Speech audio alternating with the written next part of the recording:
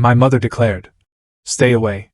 I passed Thanksgiving by myself, and the unknown folks at the nearby table grew into my true family.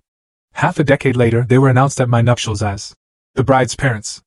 Have you ever had a moment, a single, brutal sentence, shatter your entire perception of family?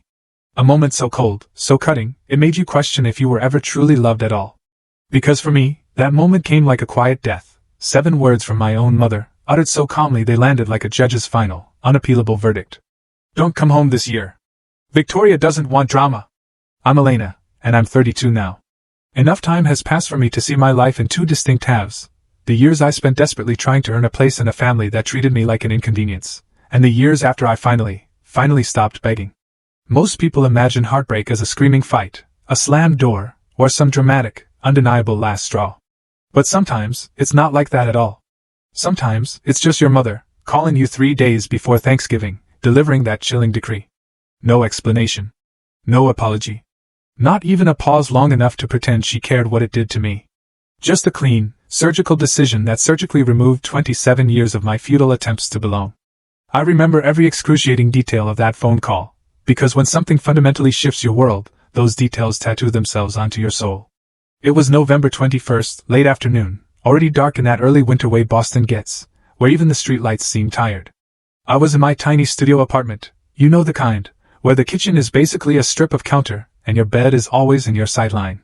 My suitcase lay open on the bed, half-packed. I kept moving the same sweaters from one side to the other, as if I could somehow rearrange my churning feelings into something manageable. A pumpkin candle, the cheap kind that smells of cinnamon, sugar, and pure, desperate wishful thinking, flickered on my windowsill. I lit it because I wanted the air to smell like comfort, like home, like everything I kept deluding myself into believing my family could be. My plane ticket to Connecticut was already printed, tucked into my wallet, non-refundable, of course. I'd even bought those tiny travel-sized toiletries, because I was the type of person who still prepared for people who consistently failed to prepare for me. When my phone lit up with, "Mom," I actually smiled before I answered. That's the truly humiliating part, isn't it? The way hope survives, even after years of brutal punishment. I picked up, my voice bright. "Hey, Mom! I was just about to..." But she cut me off, so abruptly it felt like a hand clapped over my mouth. "Tori." Her voice was flat, hard. "I need to tell you something." My stomach plummeted. That tone never, ever meant good news. I immediately asked if Dad was okay, my brain sprinting through every possible emergency before it could even begin to process what she was actually doing. "Your father's fine," she said. And then came this agonizing pause, like she was carefully arranging words she didn't really want to look at. "Listen, I've been thinking, don't come home this year." At first I laughed. Not because it was funny, but because disbelief sometimes sounds like laughter when your mind is desperately scrambling to protect you from utter humiliation. "What do you mean?" I heard the childish confusion in my own voice, that small part of me that still believed I had a mother who would catch herself and say, "Of course, sweetheart, I want you here." Instead, she said, "Victoria doesn't want drama. She's pregnant again, and she doesn't need the stress." I gripped the phone, my knuckles white. Drama? What drama? I hadn't talked to Victoria in months. I hadn't texted, hadn't called, hadn't asked for anything. I'd been quiet. Which, ironically, is what they always demanded. That's when my mom's voice sharpened. "Exactly. And let's keep it that way." "How I get?" I repeated, my throat tightening so fast it startled me. "Mom, I literally just asked her last year why I wasn't invited to her baby shower." "That's not drama, that's a question." My mother scoffed, as if I'd just proven her point. "See, that's exactly what I mean. You always make everything about you." I stood there, frozen, staring out the window at a sky that looked like wet concrete. 27 years old. And my mother was telling me I couldn't come to Thanksgiving because I once dared to ask why my sister excluded me. "Mom, I already bought my ticket," I pleaded. "Then get a refund. Victoria is pregnant. She doesn't need stress. You understand?" And then she hung up. The line went dead, so cleanly it was almost impressive. I stared at my phone, the way you stare at something that has utterly betrayed you. I listened to the radiator click and hiss, that metallic, tired sound that always came just before the heat, like the building was promising comfort but never quite delivering enough. I watched the candle flame wobble, bright and stubborn in a window full of dark. And something in my chest didn't explode. It didn't even crack. It just went quiet. Like the last small, aching part of me that kept hoping finally sat down and refused to stand again. I sat on the edge of my bed, that useless plane ticket still in my wallet. Memories flooded in, not like a neat montage, but like the same heavy blanket dropping back onto me, familiar, practiced. My 16th birthday. I'd planned it for months. Nothing extravagant, just bowling and cake with 3 friends. But it mattered to me, because it was supposed to be mine. My mom promised, in that casual way she made promises she didn't plan to keep, that we'd go, and it would be fun, and I could finally feel like a normal teenage girl.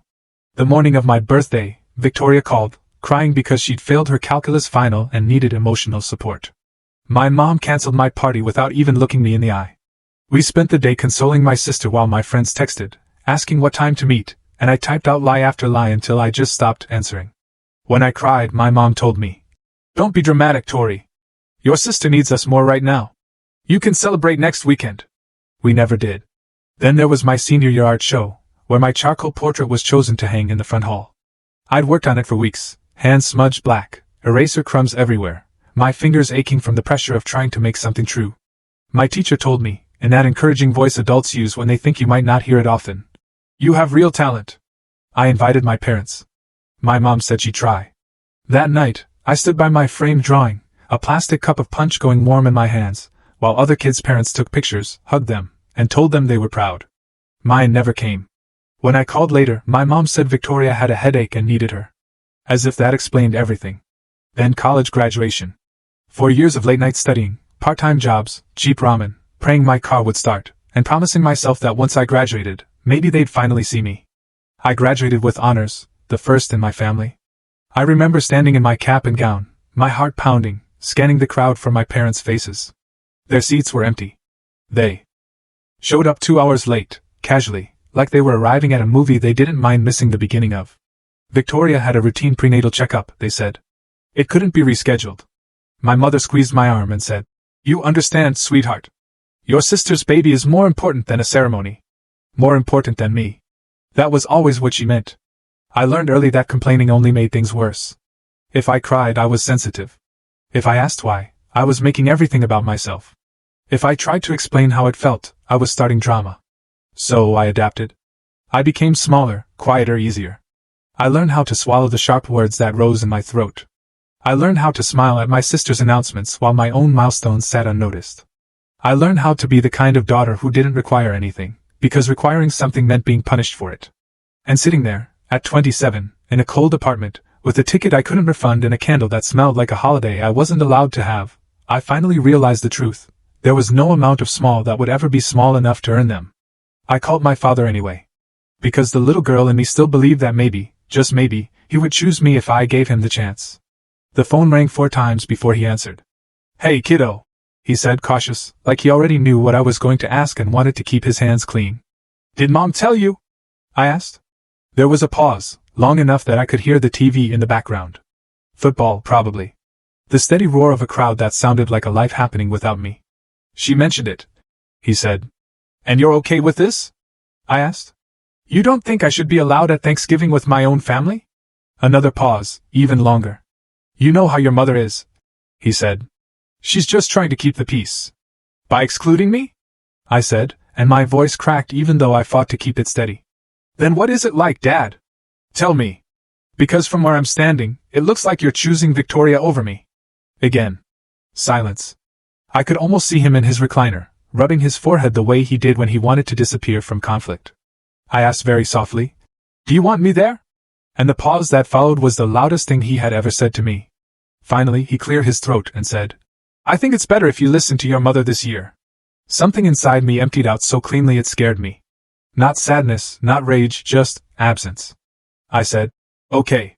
He started to say, "Tori, don't be like," and I cut him off. "Okay," I repeated. I hung up. He didn't call back. Not that night. Not the next day.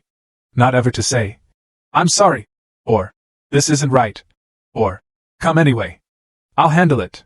As the sun went down and the shadows stretched across my studio floor, I realized my father had been given 1,000 chances to choose me. And he had chosen silence every single time. He liked to believe he was neutral, stuck in the middle, the peacemaker. But neutrality is a choice, too. And he always chose to stand on their side. That night, in the quiet, another decision settled in. Small, but solid. If I wasn't welcome at their table, I would make my own. Not immediately, not with some triumphant display of fireworks. Just in the simplest way possible, I would stop chasing them. As if my life depended on their approval. Because it was starting to feel like my life depended on me letting go. Thanksgiving Day arrived, gray and cold. I woke to the sound of my neighbor's family arriving. Children laughing, footsteps overhead, the muffled warmth of voices I couldn't make out.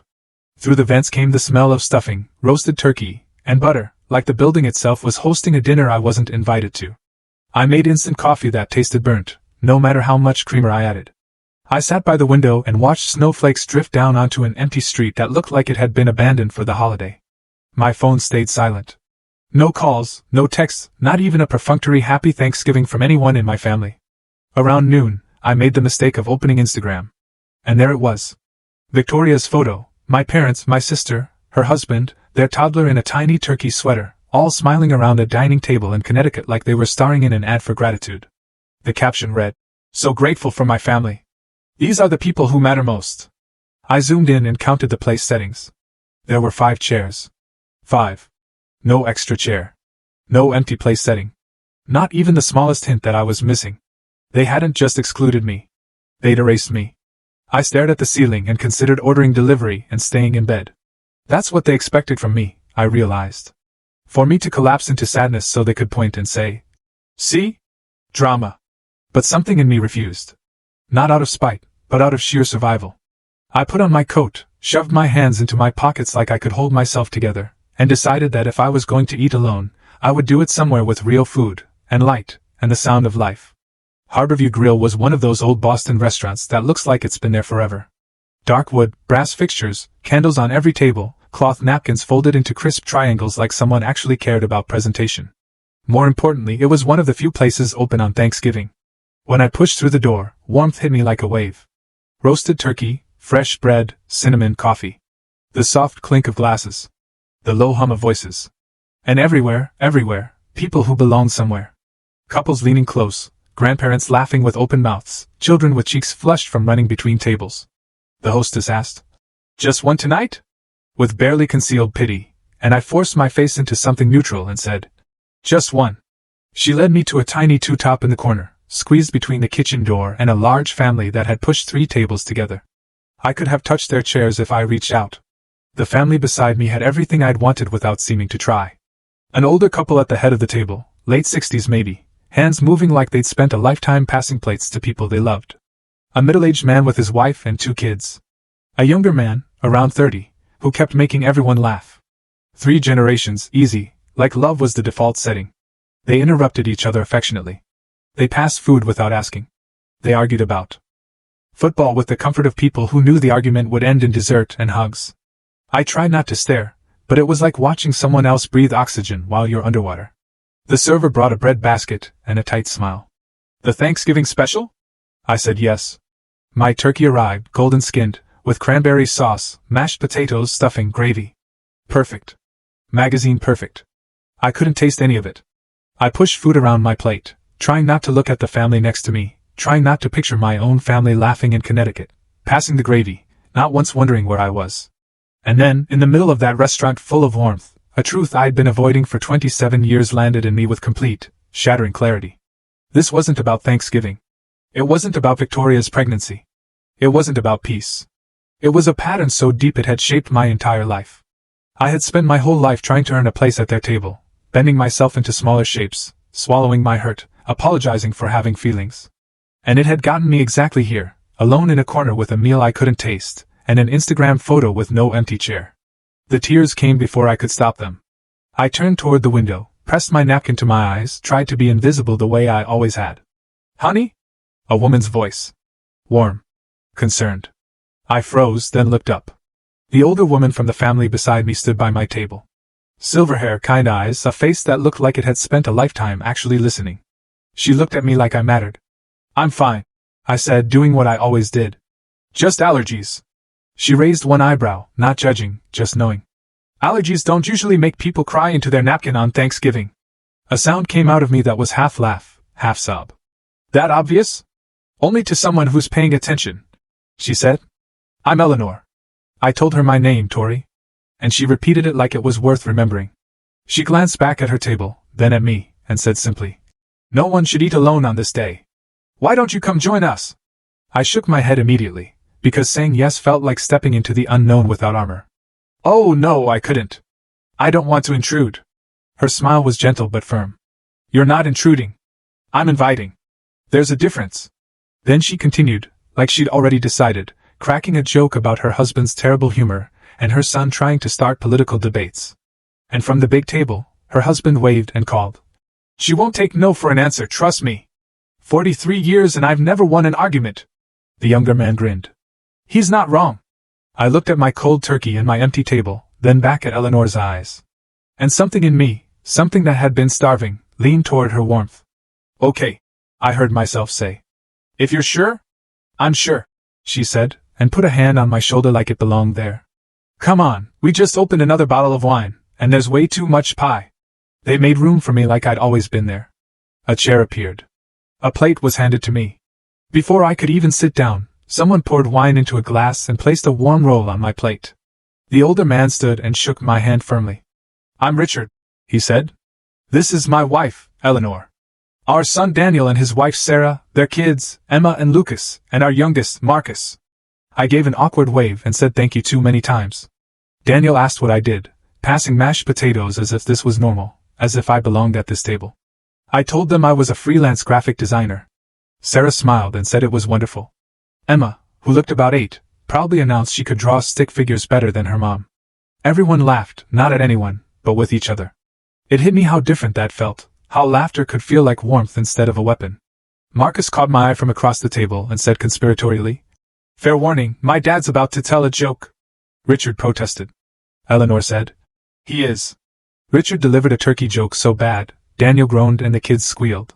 Sarah rolled her eyes the way people do when they've heard a joke 100 times and love the person anyway. And I laughed. A real laugh. The first of the day. Richard raised his glass. A toast. To unexpected guests who make our table complete. They all lifted their glasses, and I did too. And warmth spread through my chest like my body was remembering something it had forgotten, what it felt like to be welcomed. Later, when the dinner softened into that slow ending where the coffee comes out and the kids get sleepy and the arguments turn into teasing, Eleanor slid into the chair beside me and asked quietly, How are you doing? Not the polite version, but the real one. I tried to give her the easy answer. I tried to say I was fine. She took a sip of wine and said gently, But that's not what I asked. Something about her steadiness made honesty feel safer than performance. I told her about the phone call, about being labeled drama for asking why I was excluded, about how my family always chose Victoria. Eleanor listened without interrupting, the way people who truly listen do. They don't rush you toward comfort. When I finished, she told me she'd spent 30 years in family law, retired now. She'd seen every kind of dysfunction a family could manufacture, and she'd learned that the people who accuse you of causing drama are often the ones creating it. They just need someone to blame. Then she put her hand over mine and said clearly, firmly, like a verdict. You're not the problem, Tori. You never were. I couldn't speak. It felt like someone had finally named the truth out loud after decades of me choking on it alone. When the check came, I reached for my wallet out of reflex, but Richard waved me off like the idea offended him. Our treat, he said. Consider it a Thanksgiving tradition. In the lobby, as we bundled into coats and the snow fell harder outside the windows, Eleanor pressed a cream-colored card into my hand with her name, number, and address in Brookline. If you ever need to talk, she said, call me. I mean it. Richard added casually. Sunday dinners every week at our place. You're welcome anytime. Marcus nodded like it was obvious I should come. I walked out into the snow holding that card like it was something fragile and impossible. And for the first time that day, the cold air didn't feel like punishment. It just felt like weather. I went back to my apartment that night, and set Eleanor's card on the little counter space that served as my kitchen, right next to a stack of unopened mail and a cereal box I kept pretending was a pantry. The apartment was still quiet, still small, still mine in that lonely way. But the quiet felt different. It wasn't the hush of being unwanted. It was the hush of something waiting. I kept picking up the card and putting it back down, like it might disappear if I looked at it too long. Eleanor Morrison. Brookline. A phone number written in crisp black ink, as if her certainty could be printed and passed from hand to hand. I slept badly, because I was still grieving. But for the first time in years, I also felt a strange flicker of safety. Like someone had lit a porch light in a neighborhood I didn't know I was allowed to enter. The next Sunday, I didn't go. I told myself I was being respectful, not imposing, not taking advantage of a holiday kindness that was probably meant to be a one-time rescue. The Sunday after that, I didn't go either. I kept imagining the scene, me walking into a house full of family noise like a stray dog that wandered into the wrong yard. I pictured myself knocking, Eleanor opening the door, and then realizing she'd been too generous, that she didn't actually want me there when it wasn't Thanksgiving and the world wasn't softened by holiday spirit. Trauma makes you invent endings before anything even begins, because disappointment feels easier when you can prepare for it. But Eleanor called midweek. Not to pressure me, not to guilt me, just to ask how I was doing. She asked questions the way people do when they actually want the answers. And when I tried to deflect, she didn't scold me. She just waited, calm and patient, as if she wasn't afraid of my silence. By early December, I finally accepted. Not because I felt brave, but because Eleanor's consistency was wearing down the part of me that expected the ground to give out under kindness. That Sunday, I stood on the Morrison porch in Brookline for 5 full minutes before I knocked. My heart thudding like I was about to walk into a job interview I hadn't prepared for. The house was exactly what I'd pictured after Thanksgiving. A beautiful Victorian with a wraparound porch and warm lights in every window. It looked like the kind of place where good things happened without asking permission. I could smell dinner from the porch, something roasted, something buttery, and it made my throat tighten because the scent felt like a promise. Eleanor opened the door before I could change my mind. "There you are," she said, and she pulled me into a hug so natural it almost knocked the air out of my lungs. Not a polite hug, not a stiff one. A mother hug, the kind that says you don't have to explain why you're here. "We saved you a seat," she added, as if that was the simplest thing in the world. And I stood there in her hallway, my coat still on and my hands still cold, realizing I didn't know how to behave in a place where I wasn't being evaluated. The Morrison home was loud. Not with tension, but with life. The kitchen was full of motion, pots clinking, the oven door opening and closing, someone rinsing dishes while someone else argued about seasoning. Richard stood at the counter tasting gravy like it was his sacred duty, spoon in hand, brow furrowed in exaggerated seriousness. Daniel and Sarah moved around each other with the practiced rhythm of people who'd cooked 1,000 meals together without turning it into a battle. Emma and Lucas ran through the hallway in sock feet, laughing, and I flinched automatically, waiting for the sharp stop that had always followed joy in my childhood home. But instead, Sarah called, "Careful near the stairs," in a voice that sounded like concern, not irritation. There was a difference. It took me a moment to understand what it was. And when I did, my eyes burned. Eleanor handed me a spoon and pointed me toward a pot on the stove. "Can you stir this for me?" she asked, as if I belonged in her kitchen. That tiny request almost undid me. Being needed in a small, normal way, without it being a test, without it being conditional, felt profoundly unfamiliar. I stirred, watching steam rise, trying to focus on the simple task so I wouldn't cry in the middle of their kitchen. Marcus walked in behind me, took my coat gently without making a big deal of it, and said, "Hey. Glad you came." It was such a simple sentence, but my chest tightened because no one in my family ever said they were glad I came. They said, "You're here." Like it was an observation. Or finally, like it was a complaint. Marcus said glad like presence was something to celebrate. At the dinner table, Eleanor didn't ask me where I wanted to sit. She pointed to a chair and said, "Here," like the seat was mine. I sat down carefully, like if I moved too quickly, I might break something. Emma slid a napkin toward me and asked if I liked cornbread. Lucas wanted to show me a card trick he'd learned. Richard asked me if I'd ever played chess.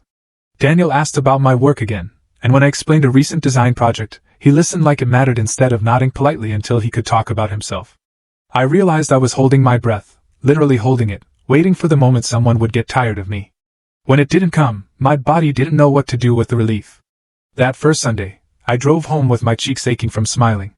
Not because I'd forced it, but because my face hadn't practiced it in a long time. I sat in my car outside my building for a few minutes after parking, hands still on the steering wheel, just absorbing the fact that I'd been inside a house full of family, and no one had made me feel like I was borrowing air. I didn't know then that I was at the beginning of a new life. I only knew that for a few hours, I'd felt normal in a way I'd never felt with my own blood. Over the next weeks, Sunday dinners became a rhythm. At first, I went every other week, then more often, until it stopped feeling like a special invitation and started feeling like a place I could count on. The first time I arrived and Eleanor was wearing an apron dusted with flour, she pointed at me and said, "Good, you're here. Taste this," and shoved a spoon toward my mouth before I could even say hello. I tasted soup and said it was good. And Richard protested loudly that she always made the best soup anyway. And they bickered with the comfortable ease of people who didn't fear each other's moods. I watched them the way you watch a foreign language being spoken fluently, trying to figure out how they made it look so easy. Richard did teach me chess, and I lost constantly. He made a show of groaning dramatically when I made a move that surprised him, and the first time I actually beat him, months later, he stood up, slapped his hands on the table, and announced, "Well, that's it, folks. I've been dethroned." Marcus pretended to bow in my direction. Emma and Lucas cheered like I'd won the Super Bowl. I sat there laughing, stunned, because winning wasn't dangerous here. In my childhood house, winning somehow always made Victoria feel threatened, and then I'd be accused of showing off, and then I'd apologize for being good at something. At the Morrison table, winning was celebrated like it belonged to all of us. Eleanor showed me her pie crust recipe one Sunday when it was snowing so hard the street looked like it had vanished. She didn't hand me a card or a printed sheet. She pulled butter from the fridge and said, "Watch." She talked about texture and cold hands and the exact moment dough goes from crumbly to cohesive. She taught me to trust my instincts, to stop overthinking, to stop punishing myself for not being perfect the first time. My first crust came out lopsided and cracked at the edge, and I apologized automatically. Eleanor took the crust, looked at it, nodded once, and said, "It's homemade. That's the point." And then she kissed my forehead like I was a child and said, "No apologizing in my kitchen for trying." I went to the bathroom and cried silently into a towel because I didn't want to freak them out. And then I came back out and helped her slice apples like my eyes weren't swollen. Somewhere along the way, Daniel and Sarah's kids started calling me Aunt Tori without anyone telling them to. It happened the way real family names happen, organically, without ceremony. One Sunday, Lucas ran into the kitchen and shouted, "Aunt Tori, look!" and held up a drawing he'd made of a dinosaur wearing a crown. I froze with a dish towel in my hand, and Eleanor glanced at me like she was checking to see if I was okay. I swallowed hard and smiled at Lucas and said, "That dinosaur is very regal." Lucas beamed like I'd given him a medal. That night in my car, I whispered, "Aunt Tori," out loud, just to hear it again, just to see how it felt in the air. It felt like a door opening. Marcus and I became friends in the kind of quiet way that changes your nervous system. We didn't have one dramatic bonding moment. It was smaller than that. It was him texting me a photo of a ridiculous building detail he'd spotted on his walk, with a caption like, "Tell me this isn't the ugliest window you've ever seen." It was him saving me a seat next to him at the table without making it obvious. It was him noticing when I got quiet and saying, "Want to take a walk?" Like he understood that sometimes a room full of love can still trigger grief. We'd walk around Brookline after dinner, hands in our pockets, breathing cold air. And he'd tell me stories about his day, about architecture clients who wanted impossible things, about his dad's relentless dad jokes, about how his mom used to be a shark in court but turned soft at home. I'd tell him about design clients who thought a quick change meant my time didn't matter. We'd complain, we'd laugh, and he never once treated my feelings like they were inconvenient. My biological family stayed silent. No Christmas card, no Happy New Year, no message on my birthday. At first, I kept checking my phone like a reflex I couldn't stop. Like maybe this would be the moment they realized they'd gone too far. Then I stopped checking. The strangest thing about being loved properly is that it changes what you're willing to tolerate. The more the Morrisons showed me that I wasn't hard to love, the less I could accept the lie that I was. I didn't even notice when the silence from my parents stopped hurting every day. It was still there, like an old scar. It just wasn't bleeding anymore. One spring afternoon, about 8 months after that first Thanksgiving, Eleanor and I sat on her back porch while tulips pushed up through the soil and the trees started to bud. Richard and Marcus were inside watching a game, shouting at the TV. Eleanor sipped tea and asked gently, "Have you heard from your parents?" I said, "No. I haven't reached out either." She asked if I wanted to. I thought about it honestly. Sometimes in the middle of the night, I imagined calling my mother and trying to explain everything. How it felt to be erased. How it felt to always be second. How it felt to be treated like drama for asking to be included. But then I'd remember, there was nothing to explain. She knew what she did. She just didn't think it was wrong. Eleanor nodded, like she understood in a way that didn't require words.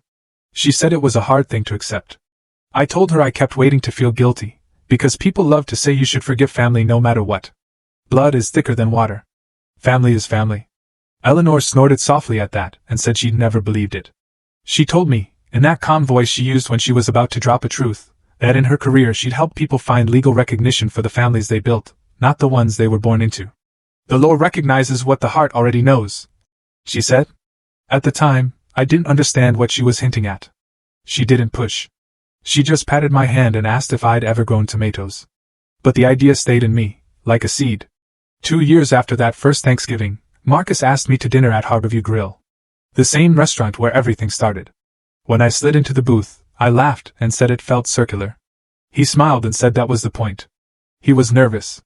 I could tell by the way he adjusted his napkin, the way he kept taking small sips of water, the way his knee bounced under the table. Halfway through dinner, he reached across the table and took my hand. "Tori," he said, and his voice was steady, but his eyes were soft. "I've been trying to figure out how to say this for months. I want to spend the rest of my life choosing you, every single day." My heart stopped. Not because I didn't want it, but because part of me still associated love with conditions and loss. Marcus said he knew my family hurt me. He said he knew I was scared of people who were supposed to love you letting you down. He squeezed my hand and said, "But I'm not going anywhere." Then he pulled out a small velvet box. "Elena," he said, "will you marry me?" I couldn't breathe. My eyes burned. I saw my future in a flash. Not the old future I'd always feared, where I stayed small and unchosen, but a new one where someone looked at me and didn't flinch. I whispered, "Yes." The restaurant erupted in applause. And then I looked over and saw Richard and Eleanor in a corner booth, champagne already poured, beaming like they'd known all along. Marcus laughed, and said his mom couldn't resist. Eleanor lifted her glass to me from across the room, and I felt something in my chest that I can only describe as relief. I wasn't going to have to do life alone. Wedding planning began immediately, and it was joyful in a way I'd never let myself imagine: venue tours, cake tastings, flower samples, guest lists. But one question haunted me. The invitations needed a line for parents of the bride. For nights in a row, I stared at that blank space like it was a judgment. Robert and Linda Thatcher hadn't spoken to me in over 2 years. No birthday call, no check-in, no "Are you alive?" I couldn't put their names on my wedding invitation like they'd earned a place in my life. I couldn't pretend for appearances. I'd spent too long pretending. One evening, I was pacing in the Morrison living room, restless and tight-chested, when Eleanor found me. She didn't ask what was wrong in a way that demanded I perform. She just sat down and patted the cushion beside her. I sat, and the words tumbled out. The invitation line, the shame, the fear of what people would say, the old guilt that still whispered I was being cruel by not including them. Eleanor listened, then said quietly, "Do you remember when I told you the law recognizes the families we build?" I nodded. She said 2 words that made my breath catch. "Adult adoption." She explained it with the calm certainty of someone who knew both the legal process and the emotional truth underneath it. It wasn't symbolic. It wasn't a gesture. It created a legal parent-to-child relationship, new birth certificate, next of kin status, everything. I stared at her like she just offered me oxygen. My voice cracked when I asked if that was real. She smiled and said it was very real. Then I looked at this woman who had walked up to a crying stranger on Thanksgiving and decided to make room, who had fed me and listened to me and held my hand and called me sweetheart without making it feel like pity. And I heard myself say the question I'd been scared to ask for months. "Eleanor," I whispered, "would you and Richard consider—" She didn't let me finish. She pulled me into her arms so quickly it made me gasp. "We've considered you our daughter since the first Thanksgiving," she whispered into my hair. "We were waiting for you to be ready." I started to cry. Not pretty tears, not controlled ones. The kind that come from old hunger finally being fed. Richard walked in, saw me, didn't ask questions. He just sat down beside us and put a hand on my back like I was his, too. The adoption process took months. Paperwork, forms, signatures, court schedules. But it didn't feel like bureaucracy. It felt like building something permanent. Eleanor guided me through everything, not in a showy way, but in the steady way she did all things.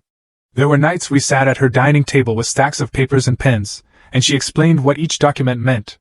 Richard would bring tea and snacks and act like this was the most normal thing in the world, as if people became family all the time, because in their home, they did. The day we went to court, I wore a simple dress and kept checking my reflection in the mirror like I was afraid I looked like an imposter. Marcus squeezed my hand in the car, quiet and present. Richard drove carefully, both hands on the wheel like the day deserved respect. Eleanor sat in the back seat with me and told me a story about her first courtroom case. Something light, like she knew I needed my nervous system to stay inside my body. In the courthouse hallway, everything smelled like paper and floor polish. The lights were too bright. My stomach flipped. I kept expecting someone to stop us and say we didn't belong there, that this wasn't allowed, that you couldn't legally claim love. But no one did. In the courtroom, the judge asked questions in a formal tone. Did we understand what adult adoption meant? Did we consent? Were we doing this willingly? Eleanor answered clearly. Richard's voice cracked when he said yes, and he cleared his throat and said it again, stronger. When it was my turn, my mouth went dry. I said, yes. I said it like a promise. The judge looked down at the paperwork, then up at me, and said something simple about family being a responsibility and a privilege. Then the judge signed the order. I didn't expect a signature to feel like anything, but it did. Something inside me settled, like a door closing behind me, not trapping me, but protecting me. I wasn't floating on the edge of a family anymore. I had legal parents. I had a new last name if I wanted it. I had a place in the world that could not be argued away by someone calling me dramatic. Outside the courthouse, Eleanor hugged me and whispered, "My daughter." Richard hugged me too, awkward at first, and then tight, and said, "Proud of you, kid." I sat in the car afterward, holding the court order in my lap, and stared at my own name on the document like it was proof that I was allowed to be chosen. We sent out wedding invitations with the line printed clearly, "Parents of the bride, Richard and Eleanor Morrison." The blank space that had haunted me was filled, and it felt right in a way that made me breathe easier. I should have known my biological family would find out. Families like mine don't stay gone out of respect. They stay gone when it's convenient, and they return when they want something. 3 months before the wedding, my phone buzzed with a text from Victoria. The first message from her in nearly 3 years. Seeing her name on my screen felt like stepping on a loose stair. The message was short and smug, as if she was still in control. She'd heard I was getting married. No congratulations. No apology. Just the implication that I'd done something she was entitled to know about. I stared at it for a long time, then blocked her. My hands shook, but my decision didn't. A week later, my mother called 5 times in one day. I let every call go to voicemail. She texted demanding to know why she hadn't been told, as if silence was something that happened to her, not something she chose. I deleted the texts. I wasn't angry. Anger had burned out years earlier. What I felt was a kind of exhaustion, like my body refused to carry their confusion anymore. Marcus found me sitting on the couch, staring at my phone with my jaw clenched. He didn't demand to see messages. He didn't start strategizing without my permission. He just sat down beside me and asked, "What do you want to do?" I said, "Nothing. I don't owe them anything." He nodded. "Okay," he said. "Then we do nothing." But we both knew doing nothing would not stop them from trying. It just meant I wasn't volunteering myself for the fight. My mother showed up at my apartment on a Tuesday afternoon while I was working from home. I opened the door without checking because a part of me still didn't expect my own mother to be the one barging in like an intruder. She stood there in my hallway, older than I remembered, grayer, more tired, but with the same disappointed expression I'd spent my childhood trying to erase. "Tori," she said like my name was a complaint. Before I could answer, she pushed past me into my apartment without being invited, looking around like she was inspecting something she owned. "What are you doing?" she demanded. "Getting married without telling your own mother?" I stood by the door, my heart pounding, and said, "We haven't spoken in 3 years. She snapped. "And whose fault is that?" I closed the door slowly and counted to 5, because I knew if I let my voice rise, she would call it drama. "Yours," I said. "It was your fault. You told me not to come home. And after that you never called. Not once." She waved her hand like she was brushing away dust. "That was one Thanksgiving," she said. "You can't still be upset about that." "I'm not upset," I said, and I realized it was true. "I've moved on." Her eyes landed on the framed photos on my bookshelf, me and Marcus at the beach. Me and Eleanor in the kitchen making pie. The Morrison family at Christmas, with me in the center. Her face twisted. "Who are these people?" she demanded. "My family," I said. She stepped closer, her jaw tight. "I am your family." I met her gaze evenly. "You were," I said. "You chose not to be." Her mouth opened like she couldn't believe I'd said it out loud. Then she said the thing she came for. "I want an invitation to the wedding." "No," I said. One word. Clean. Simple. Her eyes widened.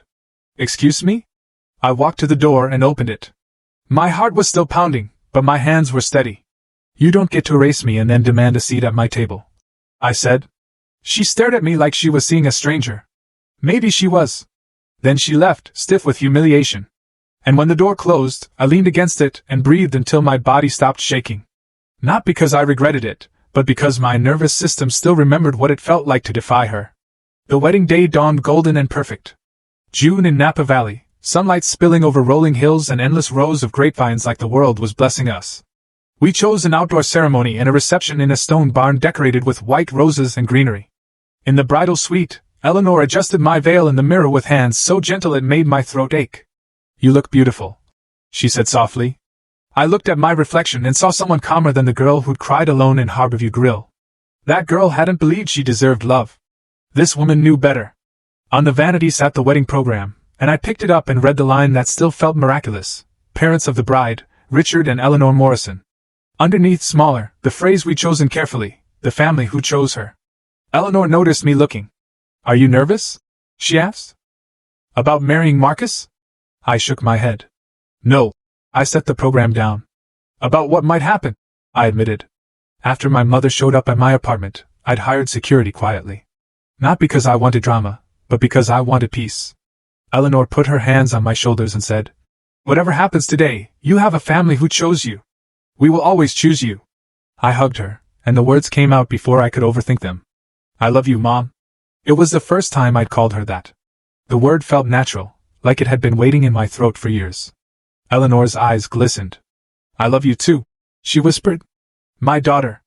Outside the window, I could see guests arriving. Marcus was already at the altar, looking nervous and handsome, adjusting his suit jacket like he was trying to keep his hands from shaking. The music started. It was time. The ceremony was everything I dreamed. Richard walked me down the aisle, steady and proud. I gripped his arm and felt safe. Marcus's eyes filled with tears when he saw me, and I felt my chest loosen like some old knot finally untied. We said vows we wrote ourselves, words that made guests cry and made me laugh in the middle of my own promise because I was overwhelmed by joy. When Marcus slipped the ring onto my finger, and we were pronounced husband and wife, something clicked into place like the last piece of a lifelong puzzle. The reception began in a blur of light and music and hugs and clinking glasses. I danced with Marcus under warm string lights.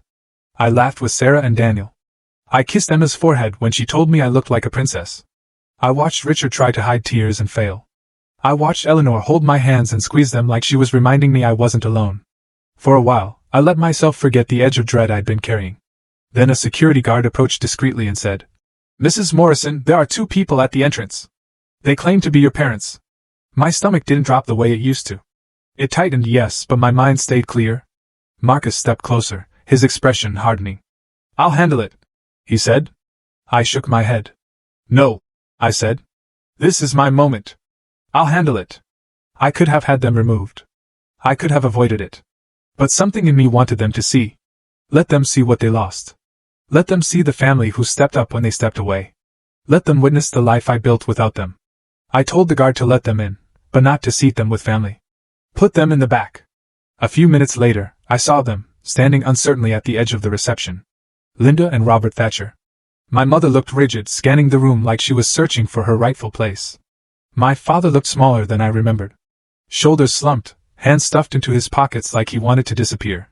They had not spoken to me in years, yet they stood in my wedding reception as if showing up was enough to erase everything. The MC stepped up to the microphone. The music softened. He asked for everyone's attention. I watched my parents from across the room. Linda straightened, preparing herself, ready to accept recognition she believed was hers by default. The MC said, "Before we continue the celebration, I'd like to introduce some very special people. Please join me in welcoming the parents of the bride." Linda's chin lifted. Then the MC announced clearly and joyfully, "Richard and Eleanor Morrison." The room erupted in applause. Richard and Eleanor stood from the head table, beaming, waving, receiving cheers like they deserved. People whistled, glasses clinked. The photographer snapped photos. Across the room, my mother's face went white. I watched the confusion hit first, then disbelief. Then the moment understanding dropped over her like cold water.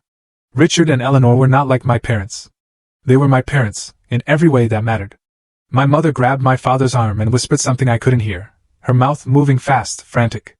My father's eyes widened. He looked stunned, like he'd been dragged into the truth and couldn't look away. Linda pushed through the crowd before I could stop her. She reached me as the applause died down, her face flushed, her eyes wild with humiliation. My father trailed behind her, looking like he wanted to dissolve into the floor. "What is going on?" my mother hissed. "Who are those people?" I kept my voice calm. Calm was power. "My legal parents," I said. "I was adopted." She blinked. "You what?"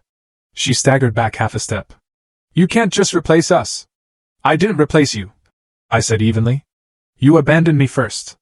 Her mouth opened. "We never abandoned you," she snapped. And the lie was so practiced it almost sounded like truth. I looked at her and said, "You told me not to come home. You chose Victoria every time for 27 years. And after that Thanksgiving, you went silent for 3 more. Guests nearby had noticed the confrontation. Conversations faded. Heads turned. My mother tried to argue about fairness, about family, about loyalty. I didn't raise my voice. I didn't need to. Fair? I said softly. I spent my whole life trying to earn a place in your family. You know what I got? A Thanksgiving dinner alone. An Instagram photo with no empty chair. 3 years where you pretended I didn't exist. My mother's eyes darted around, suddenly aware of the audience, her cheeks burning red. I'm still your mother, she said, voice cracking with anger more than grief. Not legally, I said, and I held up my left hand, my wedding ring catching the warm reception lights. Not emotionally. Not anymore. The room went very quiet, the kind of quiet that feels like truth settling. My mother's lips trembled. This is humiliating, she hissed. I looked at her and said, then leave. My voice wasn't cruel. It was final. And then, for the first time in my entire life, my father spoke when it mattered. Tori, he said, and my stomach clenched at the sound of my name in his mouth. His voice was rough, broken. I'm sorry. I turned to look at him. Really look. Robert Thatcher had aged more than 5 years should account for. His hair was grayer, his shoulders slumped, his eyes were wet with tears. I had never seen my father cry.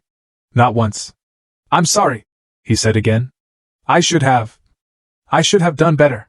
Something cracked inside my chest, not into healing, but into recognition. An old wound being named too late. I felt Marcus move to my side, a steady presence. I said gently but firmly, I know you're sorry, Dad, but sorry doesn't undo the years you stood by and watched. Sorry doesn't give me back my childhood. Sorry doesn't make this okay. My father nodded and wiped his face. I know, he whispered. I was a coward. I always was. I knew how your mother treated you, how Victoria treated you, and I just let it happen. My mother grabbed his arm, furious. Robert! What are you doing? He shook her off, eyes still on me, and whispered. You were my little girl. His voice broke on the words. And I let you feel like you didn't matter. Eleanor appeared at my shoulder and placed a hand on my arm. She didn't speak. She didn't need to. Her touch was a reminder. I wasn't alone. My mother stared at Eleanor with naked hostility. You, she spat. The one who stole my daughter. Eleanor's expression didn't change. Calm. Controlled. I didn't steal anything, Mrs. Thatcher, she said. My mother's jaw worked like she wanted to spit more venom, but couldn't find the right words. Richard stepped forward then, positioning himself beside Eleanor like a shield. Richard wasn't a confrontational man, not by nature. In the years I'd known him, I'd never heard him raise his voice. But when he spoke now, there was steel in it that silenced the entire space around us. I think it's time for you folks to leave, he said. My mother snapped. Who are you to tell us? I'm her mother. Richard's voice carried, calm and certain. I'm her father, he said. Legally, and in every way that matters. My mother's face twisted. You stole our daughter. Richard shook his head. No, ma'am, he said. We didn't steal anything. You gave her away. We just picked up what you threw out. My mother flinched like she'd been slapped. Richard continued, voice steady, each word placed carefully. 5 years ago, this young woman was sitting alone in a restaurant on Thanksgiving because her own family told her she wasn't welcome. My wife invited her to our table. We fed her. We talked to her. We treated her like a human being. He stepped closer, lowering his voice, but it carried anyway in the quiet. Do you know what she told us that night? She said she couldn't remember the last time she felt like she mattered. My mother's mouth opened, but no sound came out. Richard turned slightly, as if addressing not just them, but the universe. This is my daughter's wedding day, he said. The happiest day of her life. And I won't let anyone ruin it. He nodded to the security guards nearby. As they approached, I lifted my hand. Wait, I said. Everything froze. For a second, my mother's eyes flickered with hope, like she thought I was about to change my mind. I walked toward my biological parents and stopped an arm's length away. Mom, I said. Dad? The words still felt strange in my mouth. I need you to understand something. My mother lifted her chin. What? I took a breath and said, I don't hate you. Her expression shifted, confusion, then suspicion, like she didn't understand words that weren't an attack. I don't hate you, I repeated. I've made peace with who you are. You're not villains. You're just people who couldn't love me the way I needed to be loved. People who chose comfort over fairness. People who let one daughter become invisible so the other could shine. My father cried silently. My mother's face became a mask. But I've also made peace with who I am, I continued. And who I am is someone who deserves to be chosen. Not as a backup. Not as an afterthought. Chosen first. I gestured to the Morrisons behind me, the family standing like a wall of love. You didn't choose me, I said. They did. And I choose them. My mother opened her mouth to speak. I didn't let her. I'm not erasing you from my history, I said. I'm just not giving you a seat at my table anymore. And that's not revenge. That's the natural consequence of your choices. I nodded to security. Goodbye, Mom. Goodbye, Dad. They were escorted out. The applause that followed wasn't for drama. It was for the boundary. It was for the truth. It was for a daughter who stopped shrinking. After they were gone, my body shook for a few minutes, like it finally released adrenaline it had been hoarding for years. Marcus held my hands and looked into my eyes and said, You okay? I nodded.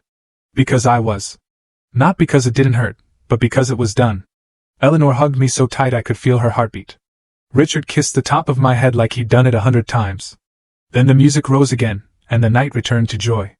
We danced, we laughed, we cut the cake while everyone cheered. Marcus twirled me until I was dizzy. And for hours I let myself be happy without scanning the edges for danger. The next morning, my phone exploded with messages from cousins I hadn't heard from in years, and aunts and uncles whose names I still associated with obligatory holiday photos. They said I was cruel. They said family is family. They said I'd broken my father's heart. The same people who never showed up for me now had plenty to say about my boundaries. I deleted the messages without responding. The silence I gave them wasn't punishment. It was protection. Then a text came from someone unexpected, my Aunt Patricia, my father's younger sister. I hadn't spoken to her in years. She said she'd heard what happened and she wanted me to know she was proud of me. She said she always knew Linda and Victoria treated me wrong. She said she tried to speak up once and my mother stopped talking to her for a year. You deserve better, she wrote. You always did. I stared at the screen until my eyes burned. Then I typed back a simple, thank you, because anything more would have opened a floodgate I didn't want to drown in on my honeymoon. My mother posted a long, dramatic status online about ungrateful children and loyalty and modern families. I didn't respond. I didn't need to. That evening, I blocked every phone number and social media account connected to the Thatcher side of my family. Not out of anger. Out of peace. Marcus found me on the balcony of our honeymoon suite, looking out over the vineyard glowing gold in the sunset. You okay? He asked. I leaned into him and said, Yeah, I really am. For the first time in my life, I wasn't carrying the weight of people who didn't want to carry me. I was finally free. 2 weeks after the wedding, a handwritten letter arrived at our new address. The return address said Victoria Thatcher Collins. My sister's handwriting was exactly like I remembered, perfect, loopy, like she'd practiced being charming. I almost threw it away unopened. But something made me sit down at the kitchen table and read it. The letter was full of the same language my family had always used to keep me small. Mom was devastated. Dad hadn't been the same. They were trying to keep the peace. I was difficult. I asked too many questions. I brought up old hurts. It was exhausting. She wrote that maybe when I had kids, I would understand why Mom made the choices she made. She wrote, They still loved me, even if I decided they weren't good enough for me. I read it twice, folded it carefully, and put it in a drawer. Not to keep it as a treasure. To contain it, like you contain something that could poison you if you held it too long. Marcus came home and found me at the kitchen table. What's that? He asked. A letter from Victoria, I said. He asked what she said. I told him. Nothing new. He watched my face and asked if it bothered me that she didn't understand. I thought about it honestly. No, I said finally. It's not my job to make her understand. It never was. Saying it out loud felt like unclenching a fist I didn't know I was holding. A year after the wedding, life had settled into something beautiful. Marcus and I bought a house outside Boston, a little Cape Cod with a backyard big enough to imagine a future in. It was close enough to Brookline for Sunday dinners, far enough that it felt like our own space. I stopped freelancing and became an art director at a design agency.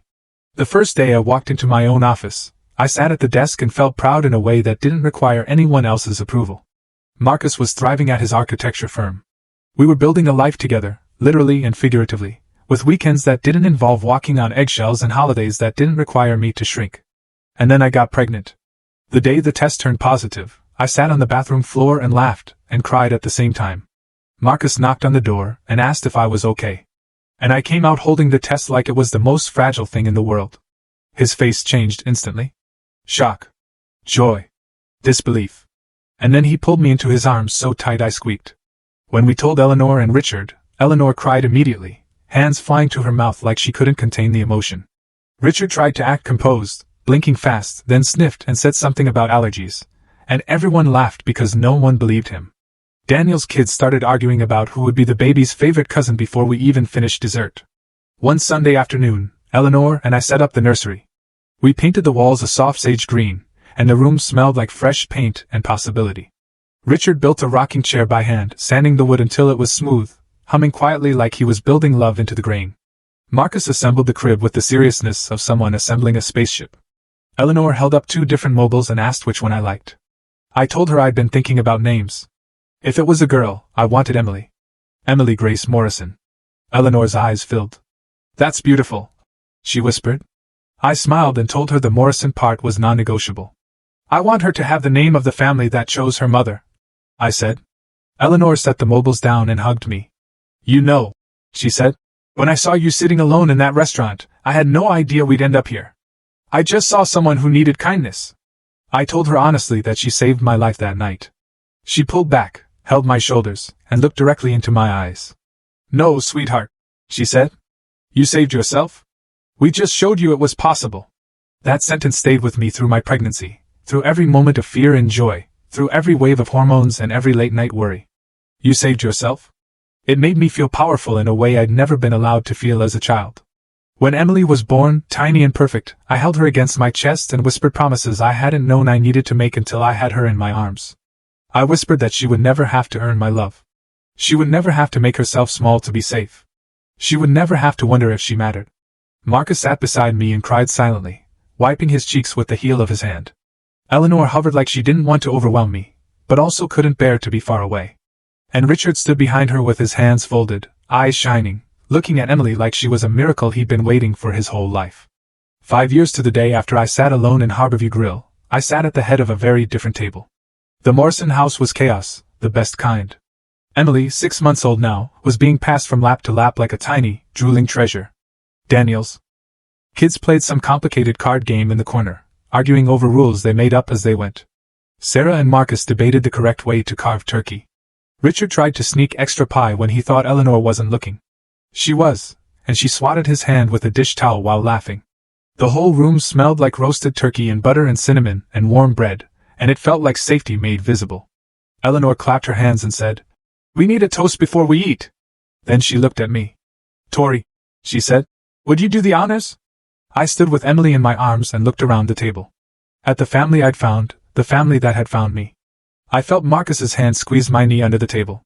I took a breath and said, 5 years ago tonight, I was sitting alone in a restaurant, wondering if I'd ever belong anywhere. I thought I was unlovable. I thought there was something wrong with me, that I was too much, too difficult, too dramatic. Richard's eyes went wet. Eleanor was already crying. Then a stranger named Eleanor Morrison came up to my table and said, "No one should eat alone on Thanksgiving." I continued. And everything changed. I raised my glass and said, "To family. Not the one we're born into, but the one we build. The one we choose. The one that chooses us back." Everyone echoed it. Glasses clinked. Emily gurgled like she approved. Richard finally got his extra piece of pie and tried to pretend he hadn't wanted it all night. I sat back down and looked around at these people, my people, and felt something I'd spent my whole childhood chasing. I belong. Completely, unconditionally. For the first time in my life, I was home. After dinner, Marcus and I sat on the back porch with Emily asleep between us and her carrier.